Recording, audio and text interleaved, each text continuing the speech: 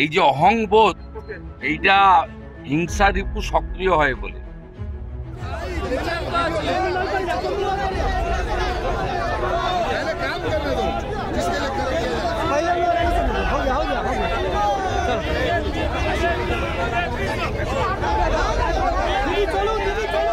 অনেকটা আত্মবিশ্বাসী মানুষের সমর্থন দেখছেন, ঢল দেখছেন।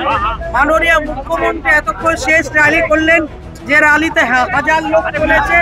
সমস্ত পুলিশি প্রশাসনিক সহযোগিতা দিয়ে, থার্মাস দিয়ে, ভয় দেখিয়ে লোককে জবরদস্তি করে নিয়ে আসা। তারপরেও আর আমাদের এখানে দেখুন, কোনো জন নয়, ভয় নেই। যুব মোর্চার ছেলেরা, শুধু এটা যুব মোর্চার ব্যানার, যুব মোর্চার ব্যানারে একটা র্যালি হচ্ছে।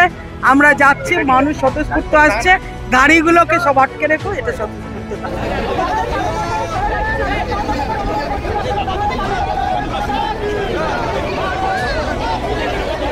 মন্ত্রীদেরও গড় বলতে পারেন, চোরেদেরও গড় করতে পারেন। এবং যেমন তেমন চোর না, মন্ত্রী চোর, শিক্ষামন্ত্রী চোর, জেলে আছে। মেয়র তিনি একবার ডাক পেয়ে ঘুরে এসে বেলে আছেন।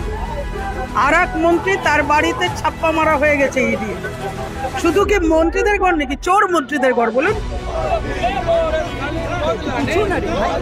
গতবার রায়গঞ্জে অমিত শাহ ছিলেন, যখন তিনি সর্বভারতীয় সভাপতি ছিলেন, গৃহমন্ত্রী নন, তাতেই আমি জিতেছি। এবারও সর্বভারতীয় সভাপতির ছোঁয়া এসছে।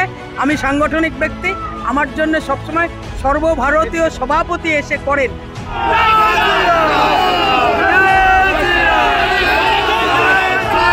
পশ্চিমবাংলায় আলাদা পতাকা, আলাদা পশ্চিমবঙ্গের জাতীয় সঙ্গীত, সংবিধান মানেন না।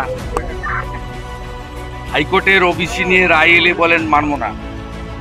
এই যে অহংবোধ, এইটা হিংসা রিপু সক্রিয় হয় বলে।